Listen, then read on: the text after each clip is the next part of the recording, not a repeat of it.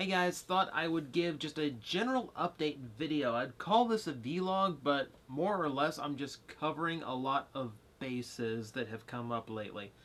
Plans that have fallen through, things that have come up in the news, and what we're going to start with, which is something I just got in the mail.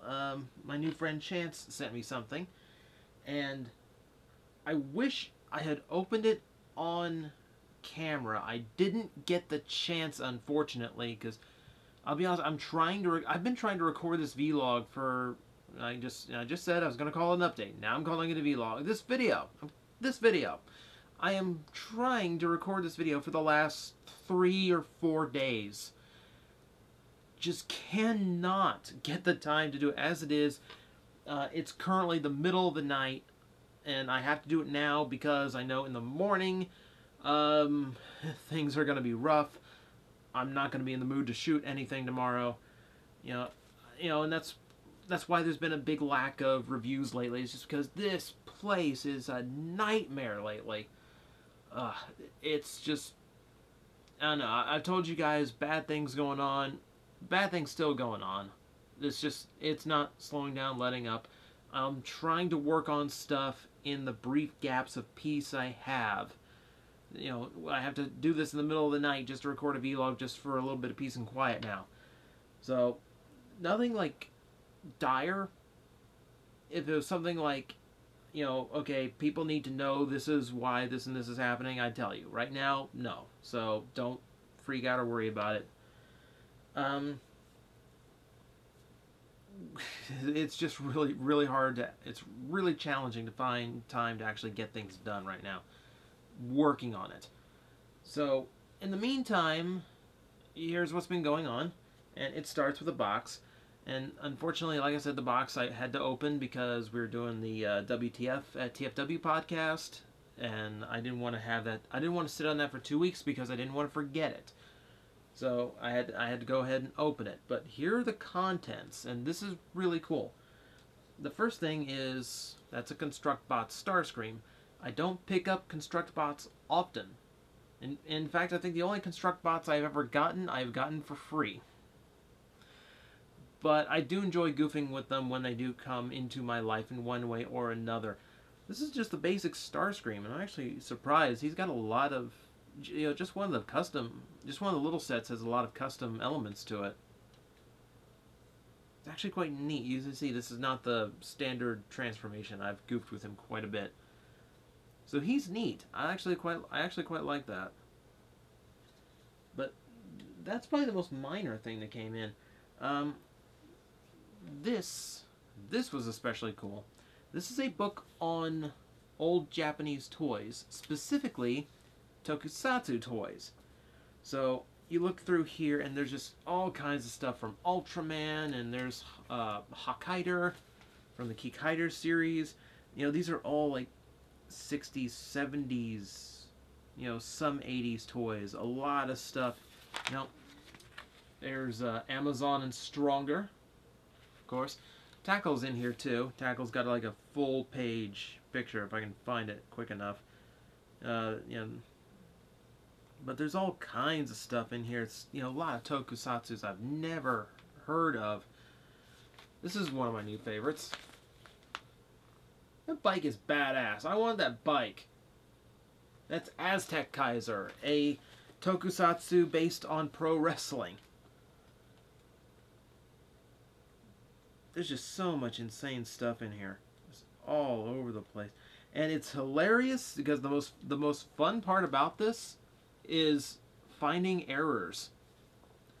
Looking through here, like Aztec Kaiser's name is not spelled correctly in a little index of what all the pictures are in the back. So it's unfortunately, like, this would be a great guide for looking up new stuff and exposing myself to new tokusatsu I've never heard of before, if the names were all right.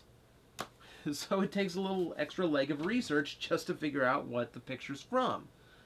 But that was a really cool thing. Now, here's why I wish I had the chance to open it on camera. I wish you'd seen this reaction. Because when I got the email, Chance had offered, okay, because I have this rule, and I've said this before, but it bears repeating any chance I get. if you're gonna send me something, you have to tell me what it is, because I don't want anyone wasting their money and sacrificing a piece of their collection to send me something that I already have. And look behind me. It's very easy to send me something I already have. So I always make sure, I always double check, no surprises.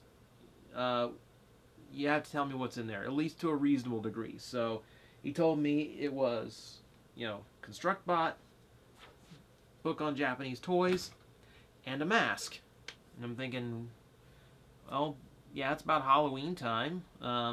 Sure. And there's tokusatsu masks out there. If you found like a Baron mask to go with my cosplay, that'd be cool. Not the mask he was talking about. This kind of mask. This is the Raven from Mask, Mobile Armored Strike Command. I haven't had a mask toy since I was a kid.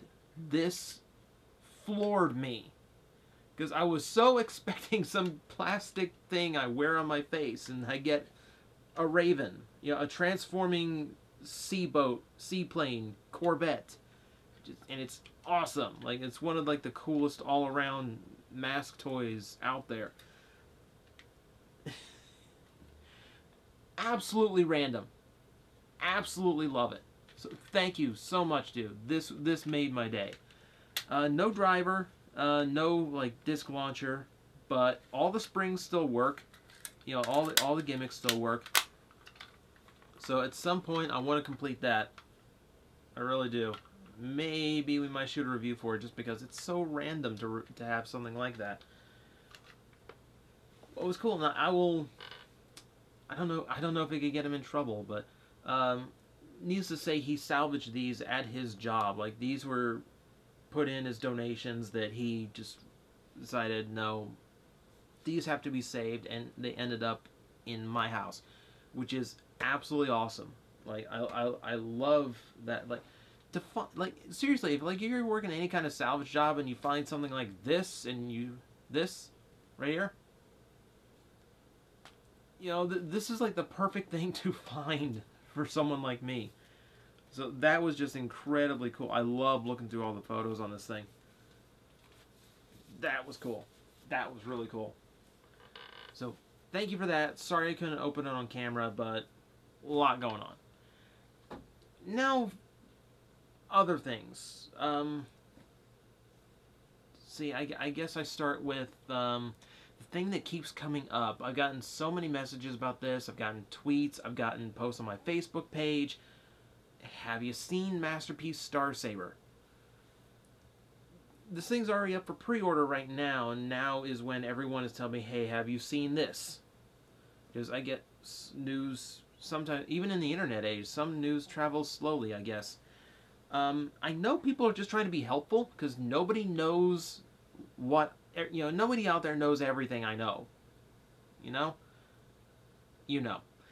So, I know everyone who they don't know that they're the dozenth person to tell me about Star Saber, and they don't know just how closely I follow this stuff, and a lot of this stuff, like I do a bi-weekly Transformer podcast, so, generally one would assume I know this stuff. So, but I know, people are just trying to be helpful. I really do appreciate that. And yeah, I did see it. I had a pre-order in at Big Bad Toy Store.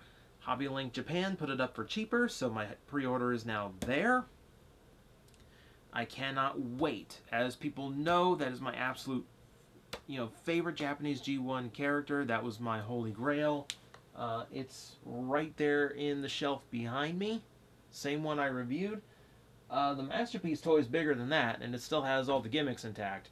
Plus, it's super articulated. Jointage enough to hold his sword with both hands. I cannot wait. I absolutely cannot wait. And in the meantime, I can be entertained by all the people who are up in arms because he's a numbered masterpiece. And I'm like, why? Because he's the fan choice one. Well, so what? Okay, if people picked the Armada Optimus Prime and they wanted that one, and they made a masterpiece toy of that and numbered MP24, you might have an argument. A lot of it, I see, most of the people who are complaining about that are people who only consider their childhood G1. Well, he wasn't in the cartoon, so he's not G1. Well, he wasn't in the cartoon here, but he was in Japan. He was the lead character in his cartoon in Japan. And a lot of people go, well, it's not G1.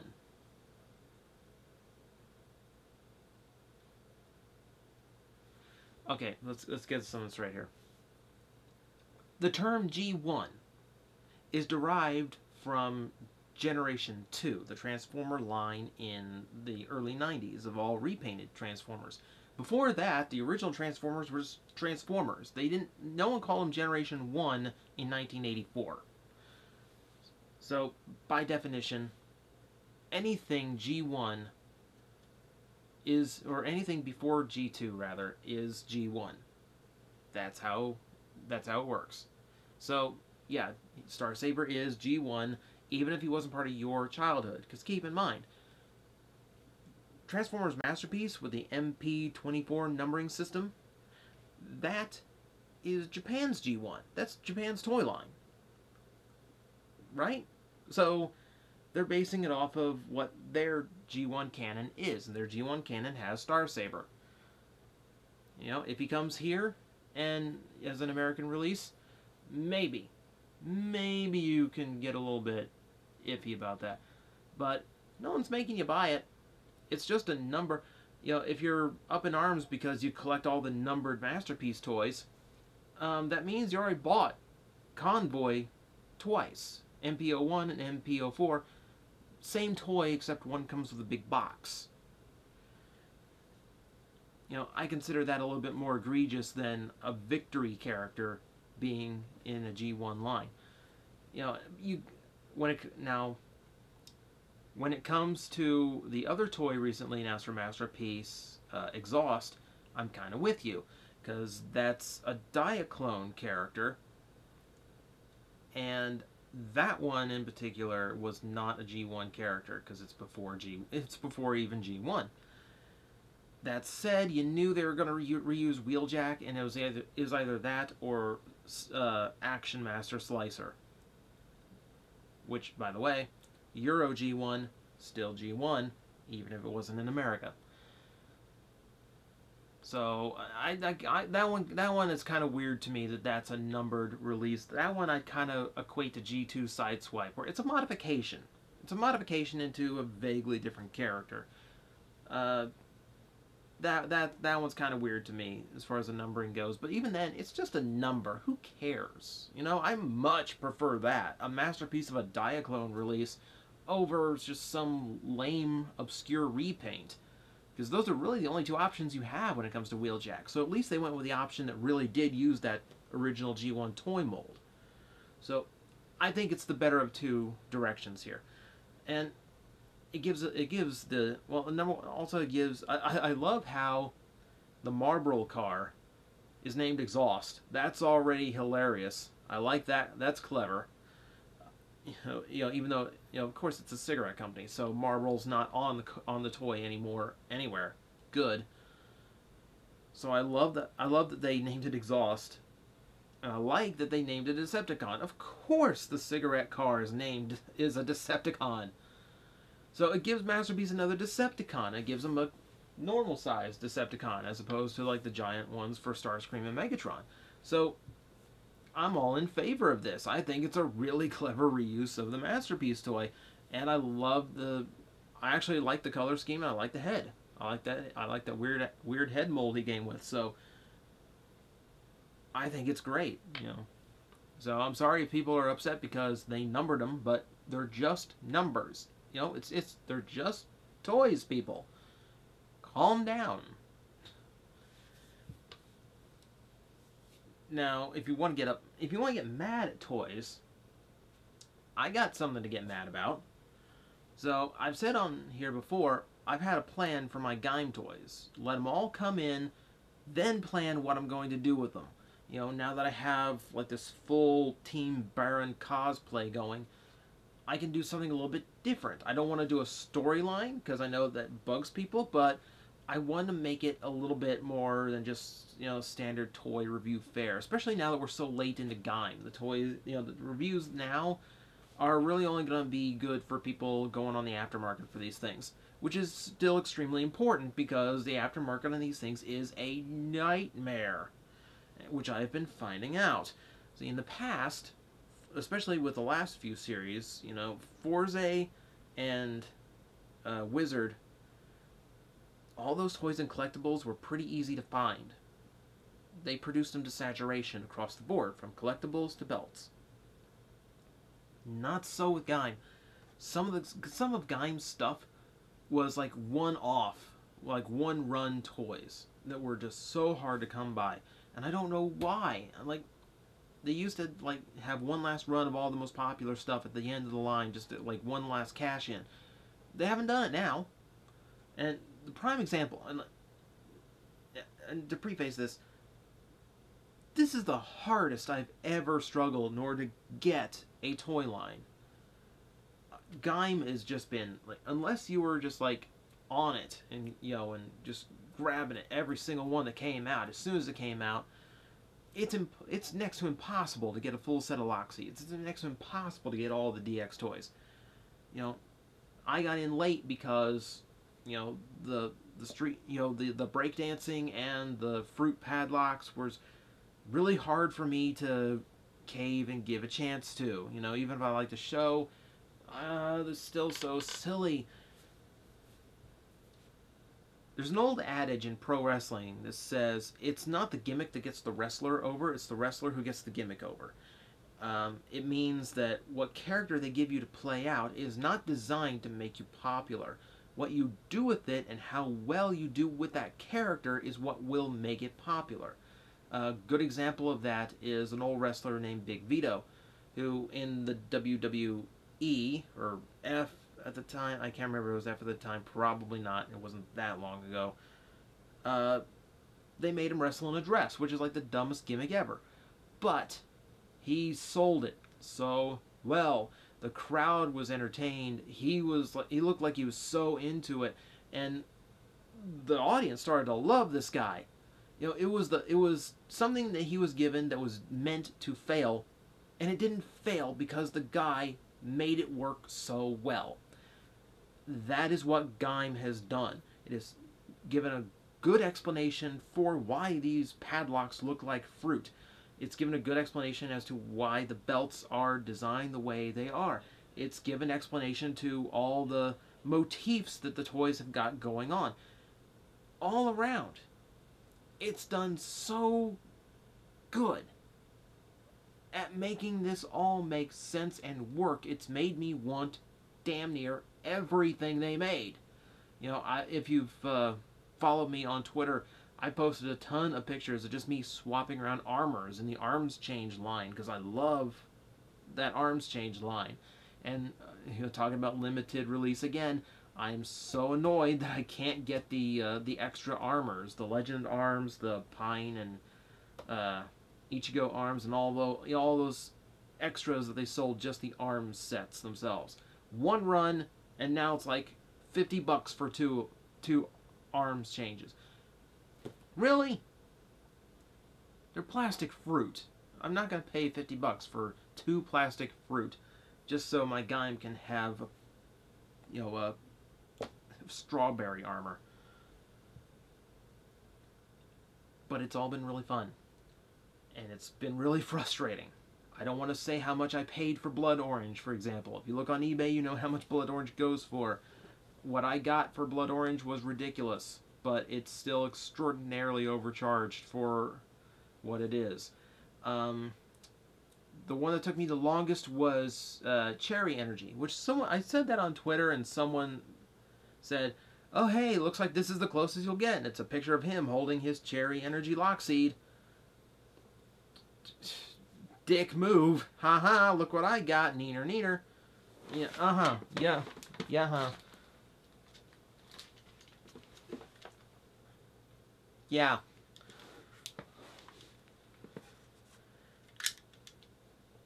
I paid a lot for this too. A lot for a single Lockseed, but, you know, not nearly as bad. But I will say, It's kind of worth it because it's my favorite one. Because it sounds like an old pinball machine. I love it for that.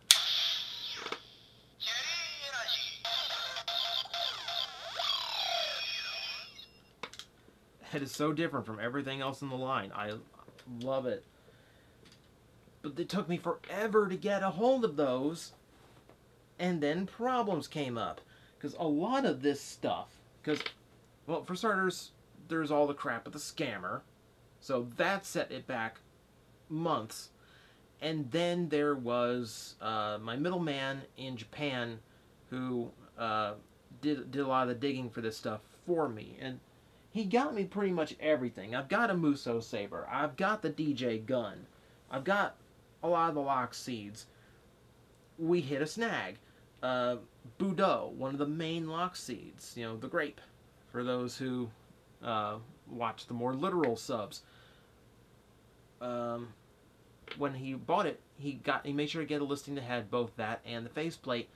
When he got it, he opened up the box. It was still wrapped in bubble wrap. He threw it right into the box, sending to me. Didn't open it, didn't check it. Came to me. So now it's 5,000 miles from where it started. I opened it up for the first time since it left Amazon Japan. No faceplate. I have a Budo lock with no faceplate, which means I don't have the music that goes with it, which means I don't have the music that goes with Kiwi, which means that's not getting reviewed, because I don't have the whole toy now. Which is really, really frustrating. So now I'm on the lookout for just the faceplate, which is annoying because in some cases that can be more expensive than just buying the plate and the lock. And I'm not doing that because it's so freaking expensive. It's frustrating. You know, I have the plan set in motion here. I've got scripts being written, and the stuff I was counting on is not happening. So okay, so Cherry Energy took forever to get here. Budo doesn't have a faceplate, so that can't get reviewed. God, there's another setback, and like there's just this point where I just start blotting this all from my brain. But you know, I think, okay, well, some of the lock seeds are really late. Some of the lock seeds don't have all their parts. So let's focus on just the DX weapons. Okay, because I've got the Muso Saber. I've got which I actually need the Dai Maru too, the little orange dagger. I got the DJ gun. I've got that. I've got the Sonic Arrow, and that's the most in-demand one. That's the most popular one. That'll be my lifesaver. I've got that. And considering what they go for on eBay now, I didn't pay too bad of a price for that one even. Here is my Sonic Arrow. This Sonic Arrow is broken. Like, in the box, it came glitchy as hell. For some reason, the gimmick for that pullback feature, for pulling back on the arrow, hair trigger. Something in there, I don't know what it is making it go off at the slightest budge. Yeah, well, see, now that I'm recording, I bet I won't do it, but that's an arrow sound. I didn't press anything. I didn't pull it. There's an arrow. I'm not pressing anything. I'm not pulling the arrow. I'm not doing anything. It's firing arrows like crazy here.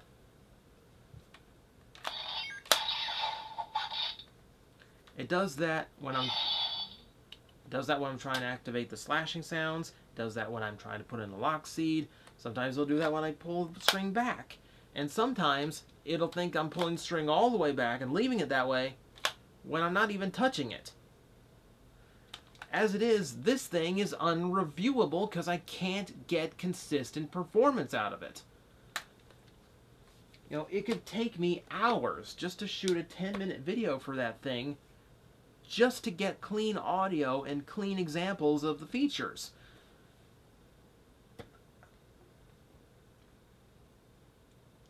I've never had so much bad luck with a toy line. Never. Never had any problems with the double toys, the O's toys, the Forza toys. None of this had anything like this. I've never gotten a toy that's that glitchy right out of the box. And now they're so expensive, there's no buying a new one. So what I'm going to have to do is crack this thing open and hope that it's something in there. A fleck of plastic, a spring that's out of place, something. I don't know what. Maybe I can fix it. Maybe. But now, I don't have a Sonic Arrow to review. So, I'm at plan G at this point. And for the Achievement Hunter fans, plan G means I'm ready to just blow the whole thing up. So, I don't know what I'm going to do with the Gaim stuff now. Like, I've literally hit a wall. Like, half of my plans are completely in ruin here. I might just do another Rider Belt week featuring the Sengoku driver and the Genesis driver. I might just do a quick little review for the other weapons I have and maybe some unlocks these, but I don't think it's going to have the theme that I was planning for it. I'm not going to say what it was just in case I still get the chance to do that, but I got to get extremely lucky for that to happen. So there's one of the big holdups. In the meantime, what has been going right, and I'll end on this because this is already going really long. I've been rambling a lot here. What has been going right is I've got something new in mind. Now, for Metro Mondays, well, I know barely any of you are watching it, and you should, because it's, the panels especially are just funny stuff. I mean, I've got Nolan North and Troy Baker on the same panel. That's never a bad thing. I've got those going, and I kind of find that I like having something coming out weekly. It's not something that isn't too hard to produce, but is still worthwhile content to put online. So now I'm kind of thinking, what can I do that's more geared toward the audience? More to my strengths. And I get to looking around, and I look at all these toys on the shelves, and you'll notice there's a lot fewer shelves than there used to be around here. I'm still downsizing. I've still got a bunch of stuff for sale if I can get rid of it. And that's only going to continue as I, slowly thin this down and work a little space back into my life. But I got to looking at this and realize, well, I've only shown off this collection one toy at a time,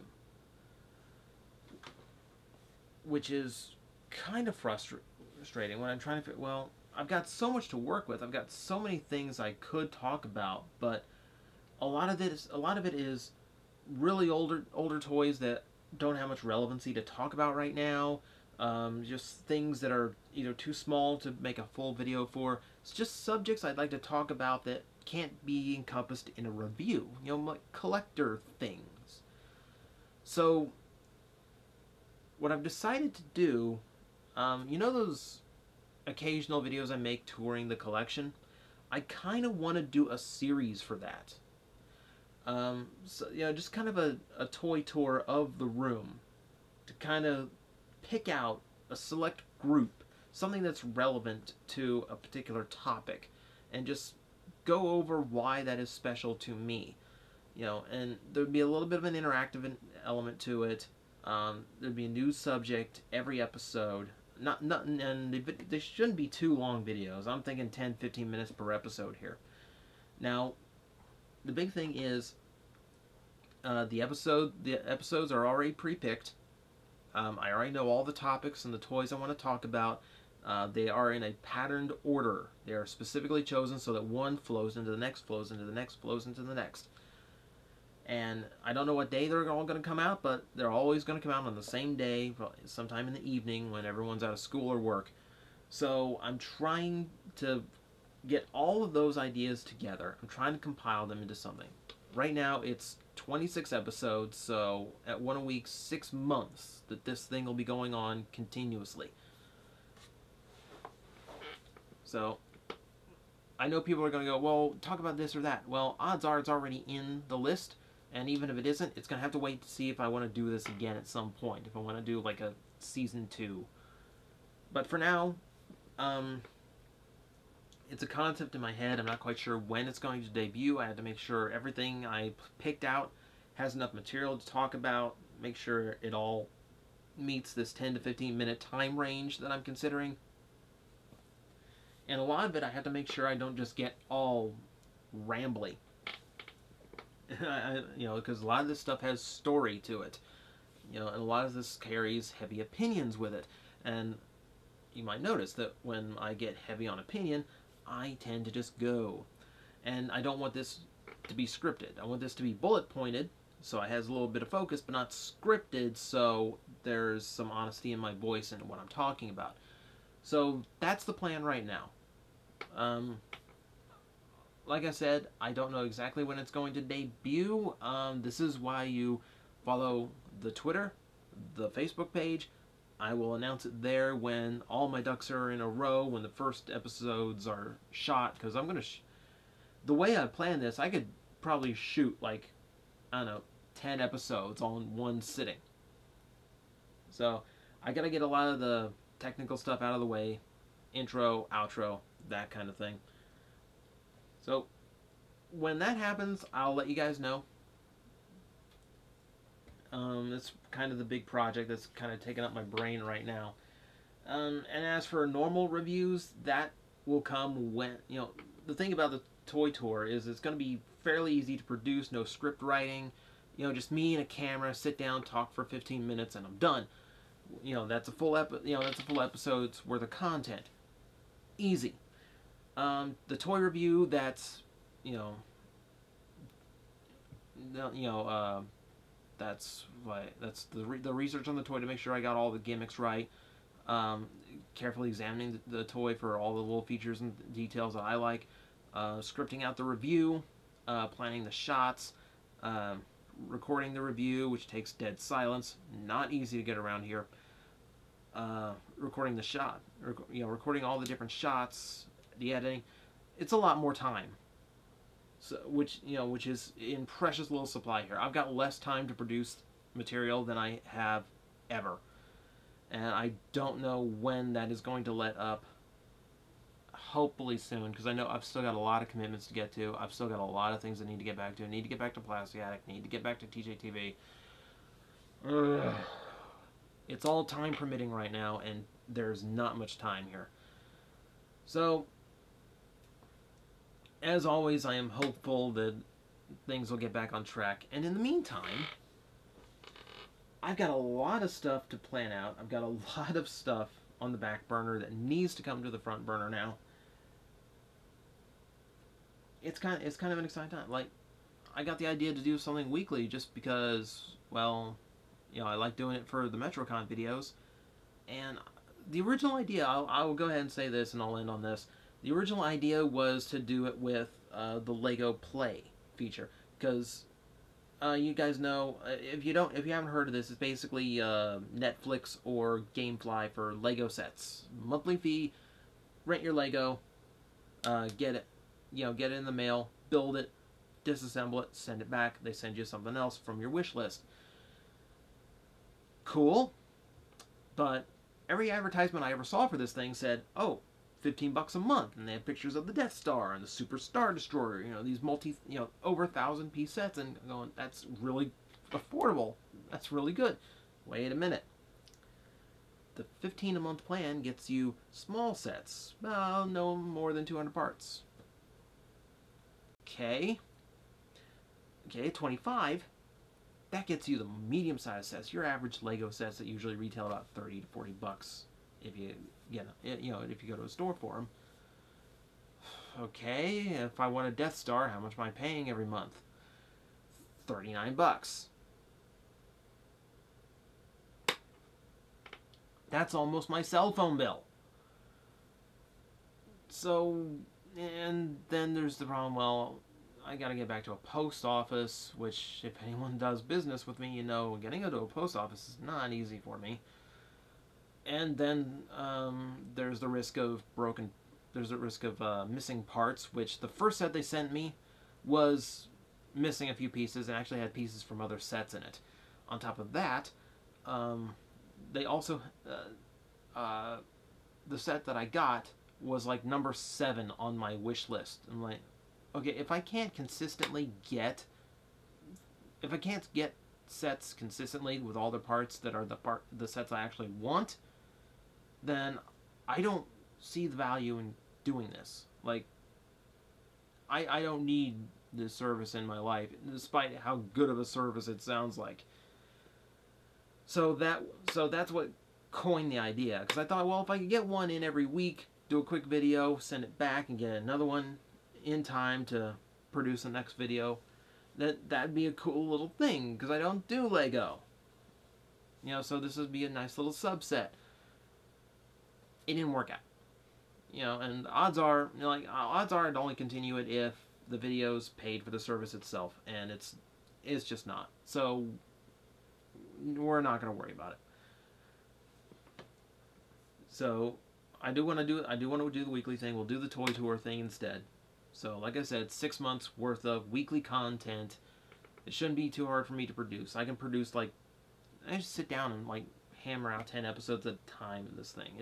It should be fun for me, a little bit interactive for you, and hopefully interesting, because it's not just toy oriented, it's specifically aimed at things that collectors talk about, or all have in common, but don't like to talk about. We're going to get into a lot of that. So, once again, thank you, Chance. This was absolutely awesome of you. No thank you to Bandai, who managed to let this thing get past quality control and screw me out of a video series. I guess there's other videos I could do.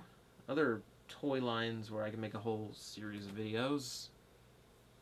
You know, maybe like, I don't know, box set of toys that just came out, or something I can make a whole week based on. Can't think of anything offhand, though. I'll let you guys know.